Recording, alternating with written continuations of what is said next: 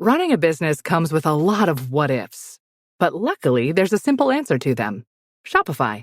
It's the commerce platform behind millions of businesses, including Thrive Cosmetics and Momofuku. And it'll help you with everything you need. From website design and marketing to boosting sales and expanding operations, Shopify can get the job done and make your dream a reality.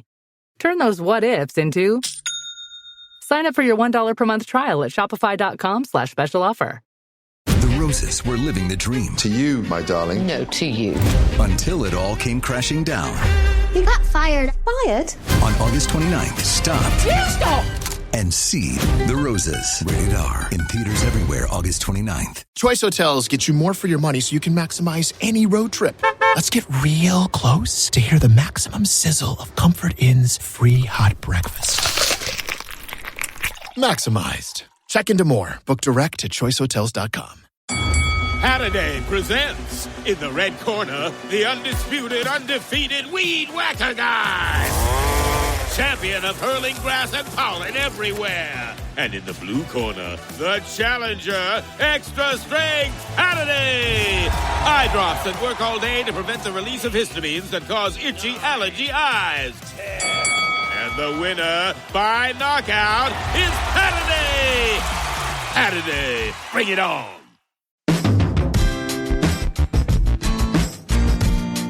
Hello, everybody. This is the Tour Coach, and it is Masters Week. My favorite week of the year, as I'm sure it is yours. It's like a holiday. It's like a religious occasion. Unfortunately for me, I'm not coaching and teaching there this year, but if you're sitting down, you're listening to the Tour Coach, you know these are my conversations and my stories and roundtable discussions from my travels and Jackson Court's travels in the world of golf, whether they're teachers, they're players, coaches, fitness experts, whatever it is. It's the people that we meet, we talk to, trust, learn from, work with. All of it, we sit down and we talk and we share it with you to hopefully help give you some enjoyment, give you some inspiration, and also, more than anything, help your game. And so if you've been listening, you know the last several weeks we've been doing a Masters giveaway with our new content going out on Dew Sweeper TV on YouTube. Look, all you got to do is go to YouTube and type in hashtag Dew Sweepers TV, hashtag on our YouTube channel. Join the channel, like it, go to the description of our podcast here, wherever you get your podcast, and subscribe to it and type hashtag Dew Sweeper TV, and you register for a giveaway Monday morning after the Masters. We're going to give away a set of Shrixon irons of your choice. We're going to give away 12 dozen Shrixon balls and a dozen Shrixon gloves to one lucky winner. Great opportunity to get some great Dew Sweeper Shrixon gear. All you got to do is check out our content over on YouTube, and that's Dew Sweeper TV. Our follows are going through the roof. The views and the comments about our content have been overwhelming. So please check out Dew Sweeper TV over on YouTube, and an opportunity to win some great Shrixon gear. Monday after the Masters, going to give away a set of Shrixon irons, 12 dozen Shrixon balls, and a dozen Shrixon gloves for one lucky winner. We'll do that drawing and announce it, so make sure you check it out.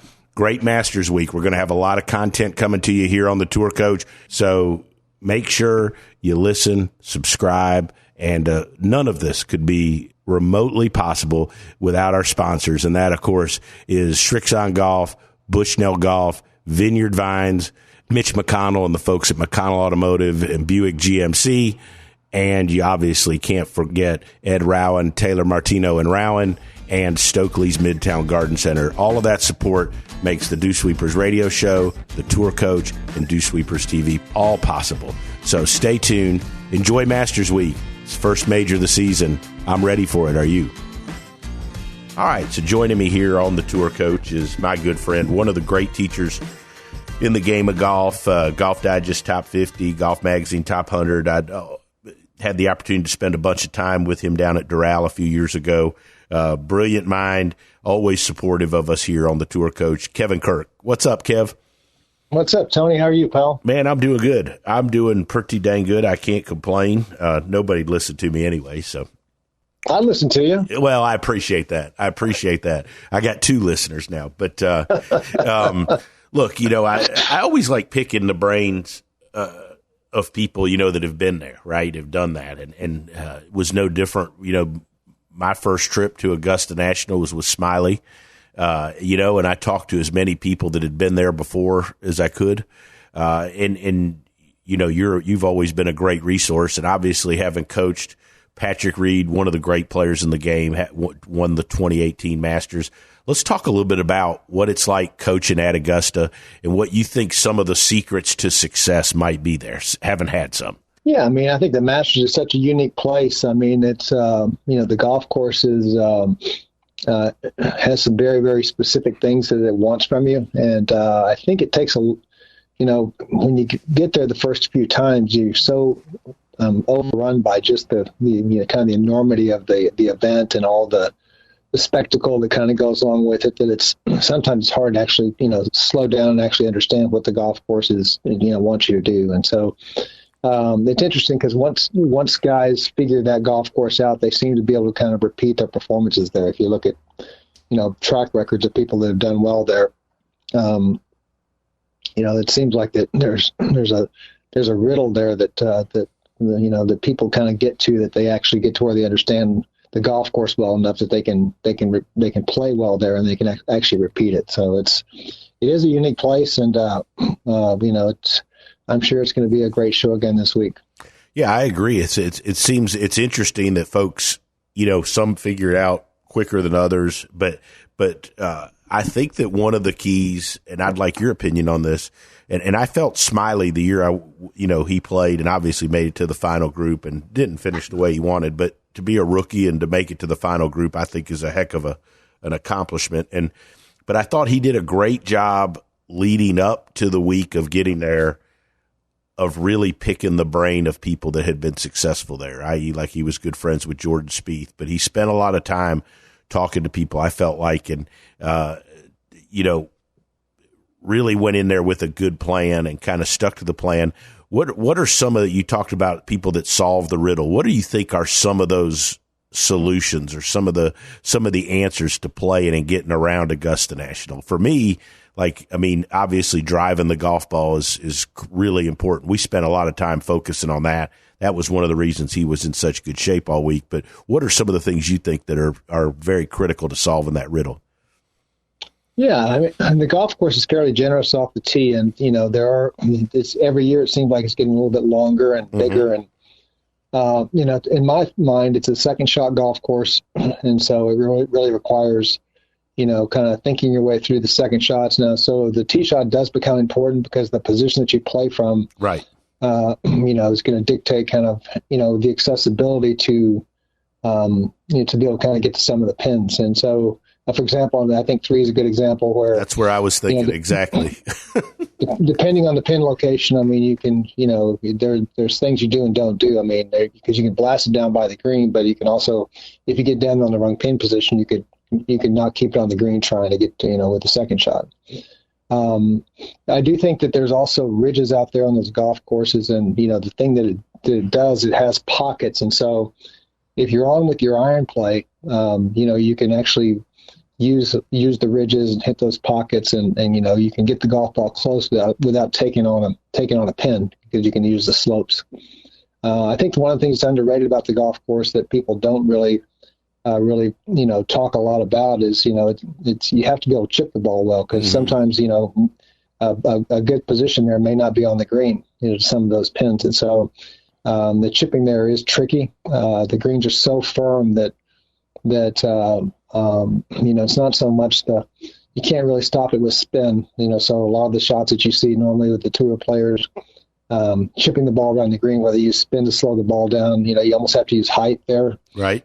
And then the last thing is, the greens are breaking. The magnitude of the slope around the greens is so great that it almost kind of masks the intensity of the break on the greens. I mean, all those putts. Nobody's ever really been able to kind of get on there with a stent meter, with a level or anything. But I would say that they've got all those putts are probably there's only one spot on the golf course, probably 11 or 12 green. Looks like it's pretty level, and there's a couple of small spots. But most of the spots out there, you're putting on, a 2% slope or higher, all the way up to probably 3.5. And you do that at with green speeds that approach 13, and all of a sudden you got yourself a nightmare on your hands. No, I agree. And I before you said that, I was, when I'd asked, I was thinking of the things that I think are important. And again, I don't think people talk about chipping enough, but I thought but I think that's one thing that's really important around there, because I agree. There's places that you're better to just be short of the green or over the green even, or wherever it is, chipping up the hill than you are to hit it 20 feet past it or to the correct or to the incorrect side.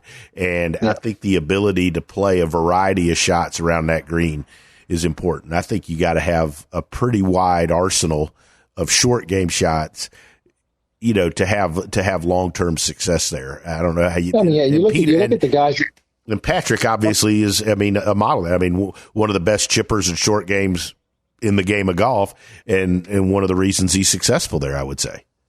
Yeah, but you look at a lot of the past champions there. We're talking about some of the best chippers that ever played the game, Seve and Tiger. And, Jack wasn't a particularly good chipper, but he was, he has a good second shot. He was a good iron player. So, his second shot, and he listened to him talk about it. He just said he tried to hit it towards the middle of every green and not really try, to challenge that place too much. And I do think you can kind of get yourself in trouble there, taking things on. I think I heard Rory talking about this week, trying to kind of be a little bit more, maybe not quite, feel like he had to kind of, red line every single shot out there. So I think, Seve was an incrediue chipper, Jordan Spieth, an incredible chipper, Tiger Woods, an incredible chipper. So, Sergio, incredible chipper. You've got, John Rahm, incredible chipper. So, you look at the past champions there.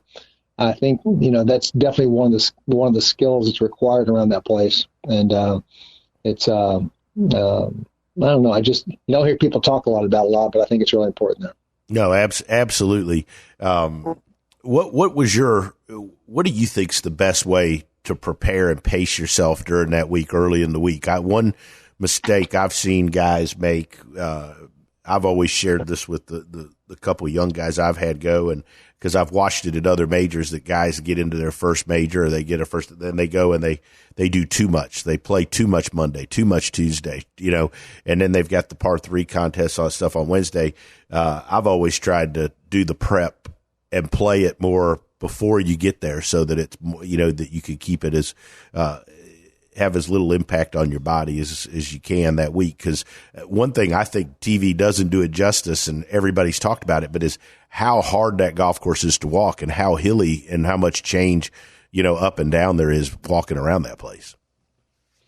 Yeah, I agree, Tony. I think the only around the big majors and those big events, it's always best to kind of go in advance and just take your time to play, golf at, at a slow pace where you can really kind of take in the things that you need to do to prepare for the course. And I think the Masters, even though that, they play the same course every year they change it up a little bit. I know they got to change this year on, they were talking about a couple of the greens that had been altered a little bit. And you've got, new tee on 2. And so every year that they're doing something a little bit different. So being able to go in advance and try to get a sense of what, how the course is playing, and see the little subtle corrections, and just start refamiliarizing yourself with that place, I think is super important. You hear a lot of the guys going in, probably about 2 weeks ahead is about kind of the time that you'll see them in there a lot.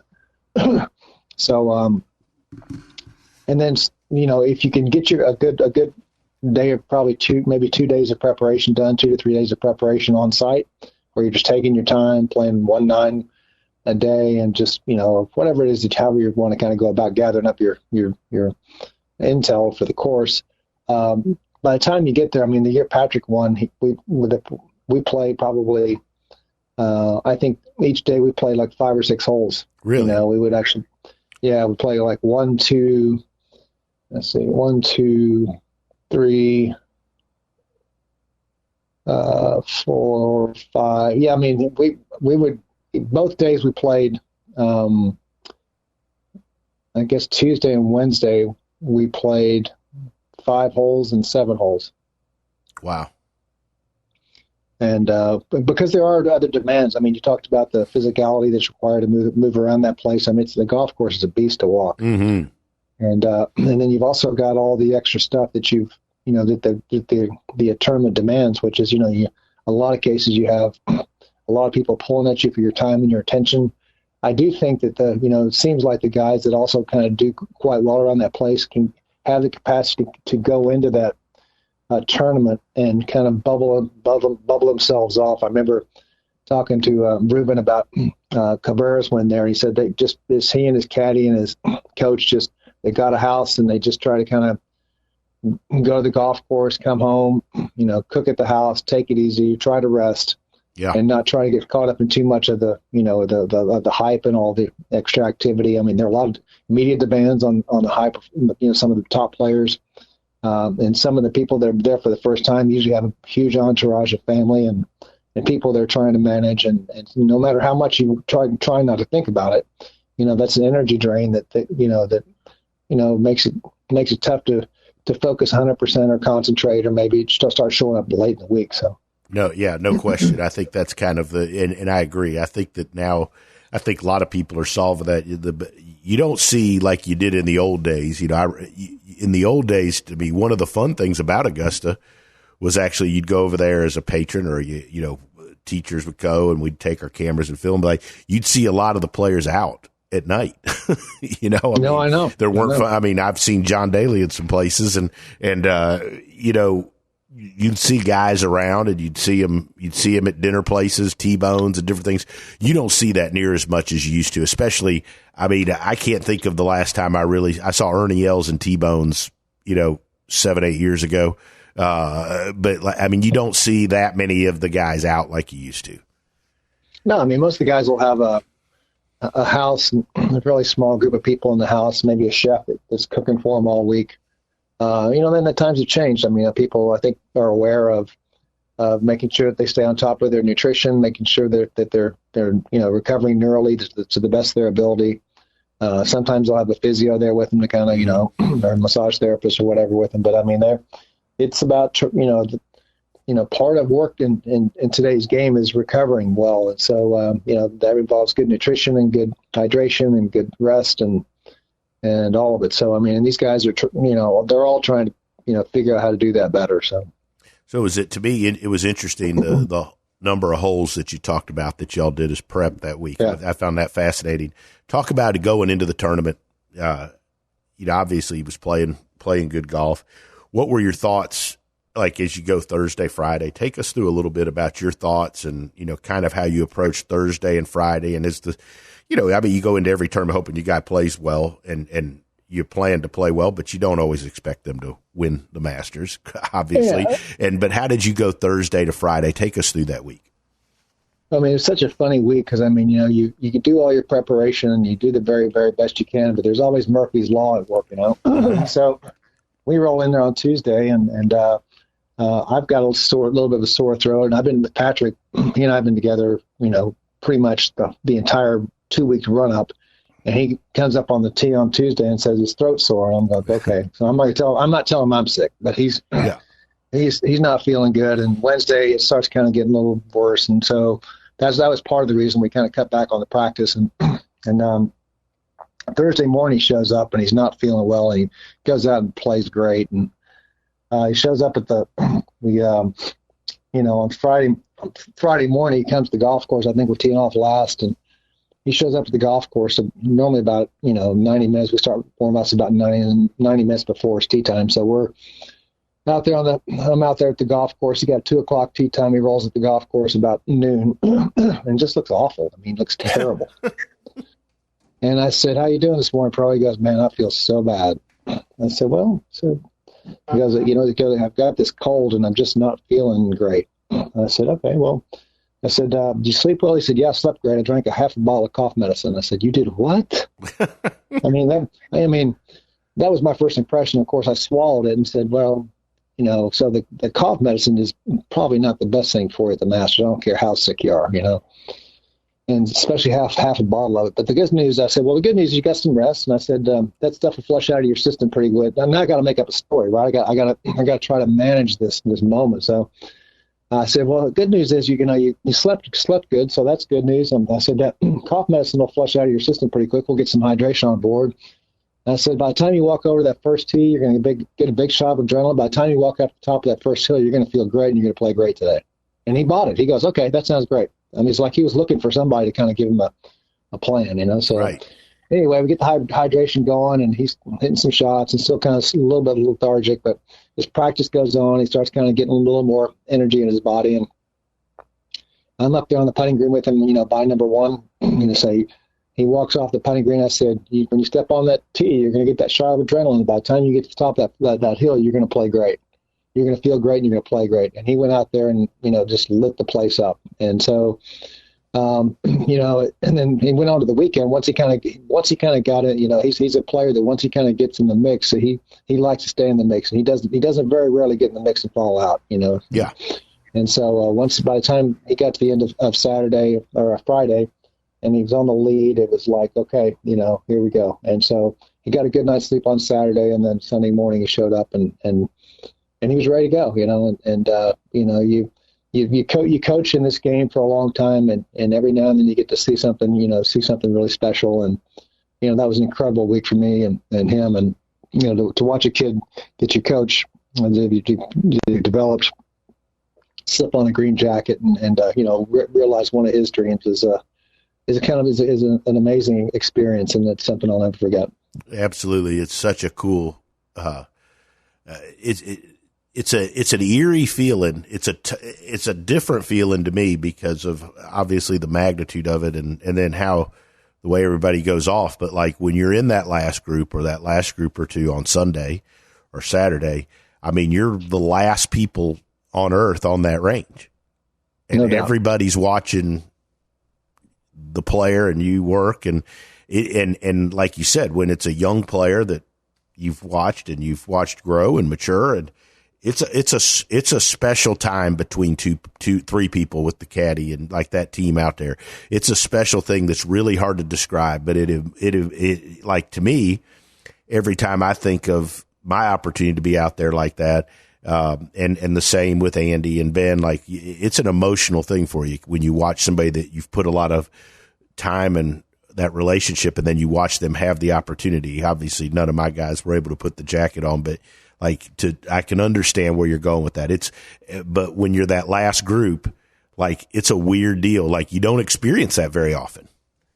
Yeah, I mean you know, when you go into a competitive environment, you know, the athlete has his own internal energy, but there's also the energy of the environment. And when you're standing on the tee out there, you can feel that you know, the place is on, you know, it's an electric kind of edgy, you know, place to be. And so even during the warm-ups, we're trying to kind of keep everything kind of slow and calm down. There's definitely an edge to it. There's an energy to it that's, you know, it's a high magnitude energy. And so I think part of the trick is just to be able to kind of move slowly through that, recognize it's there, and then just to be able to kind of, you know, continue to try to operate to the best of your ability in the, you know, while all that's going on. So Sunday, let's go to Sunday and you know, how was the range session on Sunday? Was it just yeah, like it was every good. other I mean, one?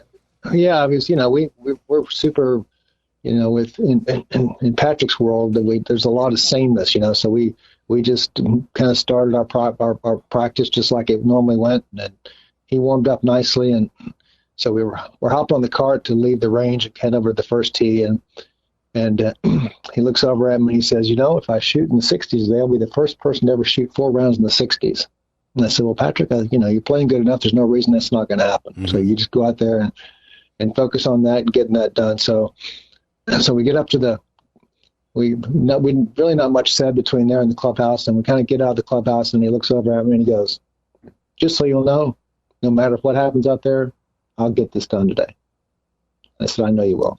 That's pretty cool. And so, I mean, he was mindful enough to know that, you know, while I've got this opportunity to do this one thing, there is a priority here, and I've got to make sure that I manage my moments out here, you know, shot by shot, so that when, you know, that I can be mindful about what's happening to make sure this doesn't slip away from me. And I think that shows his maturity and ability to handle that moment. I thought one of the toughest parts about Sunday in the last group is how late it really is different than what you do in a normal day or a week, even on tour. Even on regular tour events, you just don't seem to, it seems like it takes forever to get to the time that you start your process of getting ready for a round of golf. I agree with that. I mean, those late tee times are always tricky, but I'll tell you the thing that really freaked me out about that place on Sunday afternoon is walking around out there. There's no scoreboards, and so you hear all this noise, and the amount of noise that gets generated out there on a Sunday afternoon when you're close to the lead, you hear something happen and you really don't know what's happening. Right. I mean, I guess I'm coming through the backside there. There's a scoreboard, at 14, there's one at 16, there's one at 17, but you're out there, in that 13 area and some of these places on the golf course, you are not getting, you don't know what's happening. And all of a sudden you hear this huge roar and you can't really figure out what's going on. And the amount of roar noise is significant. It's really loud there. Yeah. I've been around, a lot of guys, watched a lot of guys win golf tournaments, and it's exciting, but that noise out there on Sunday is unnerving. I mean, I was walking around the back nine. I'm not even playing. It's freaking me out, and just listen to it, and because you don't know what it is. Right. I mean, most of the other tournaments, you've got a scoreboard right there. You can very quickly figure out what's happened. But that place is spooky on Sunday. No question about it. I agree. There are some roars that are different, like if Tiger does something or so forth, but like you start hearing things happening ahead of you. And I think that's another thing that makes, like if you look at the majority of the guys that win, you've talked about some of the qualities of them. They're also very mentally tough and, cause it takes a lot of discipline. I think discipline's a great word for how you have to play that back nine. In your approach and in how you think. Yeah, you go back to the year the Jack won in '86, right? Right. And so he's coming down. Now Semi's out there kind of playing, and hears all this noise and then rinses it on 15, I think, trying to just, a shot that this guy can hit, 9 out of 10 times, he'll flush that thing and at least kind of get it over the water. But the noise, he backs off a couple times and then rinses it. I mean, it has an impact on the players. And so the capacity to be able to operate in that space and know that the noise is there and, be able to kind of take it into those really small pieces, that's that one shot at a time. I think that's another quality that's required to, to slip that green jacket on. No question about it. Kev, this was fun. I know you anxious to watch the rest of the week. Appreciate you taking the time to sit in with me as always. And also thanks for all the help and the support over the years. I enjoy the opportunity. We always get to sit and chat golf and to teach together. It's means a lot to me. Well, Tony, I appreciate you and I appreciate our friendship, and I appreciate all the things that you do out there to help people play better golf and help coaches get better, I always look forward to our time together, and I can't wait to see you again soon, pal. Can't wait, buddy. Good luck and best of luck to you and Patrick this week. We'll be pulling for you. Thanks, pal. See you, buddy.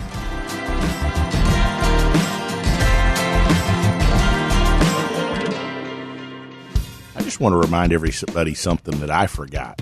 Recently, a couple weeks ago, my wife and I went out. We went to a wedding, and afterwards with some friends, we were like, hey, where's a great place to go? I'll be honest, in my travels and day-to-day, sometimes I get caught up and I forget some of the great places right around the corner. But I got to remind you about the Icebox Bar on 755 Monroe Street. I was blown away by just the whole vibe, the atmosphere, and with the Velvet Pig, the food in the back room and the big screen TVs up front. We sat there and watched some playoff games. I was blown away by the atmosphere, the vibe, and just how cool it was to have the Icebox Bar right here near the Dew Sweepers downtown, near where I live. You're looking for a great place to go sit, watch some games, hang out, play some pool, you got to go to the Icebox Bar right there on Monroe Street. There's a good chance you'll see all of us hanging out. But do yourself a favor, go visit the Icebox. It's one of the best places out there. Hi, this is Tony Ruggiero. And look, recently, several teachers I know and several players have had some scares with skin cancer. In fact, I recently went and saw a dermatologist here in town, and I had a couple things frozen off, eyelid, my face, my earlobe, and not getting any younger. And I know it's getting to that time of the season where it's cooler, but look, being in the sun is a real deal, and I've not been very good, to be totally honest, my whole career at using it at all, because I didn't like how greasy it was, how hard it was to get off your hands, how it clogged up my pores. And then I found this sunscreen, Visor Skincare. It's clear, it goes on, it doesn't dry you out, it isn't greasy, it's like you didn't put anything on it. By far, it's the best sunscreen I've ever used. Without a doubt, is the easiest to use. And we've got a discount code for all of you. All you have to do is go to visorskincare.com, is use our code word DewSweeper. visorskincare.com, code word DewSweeper.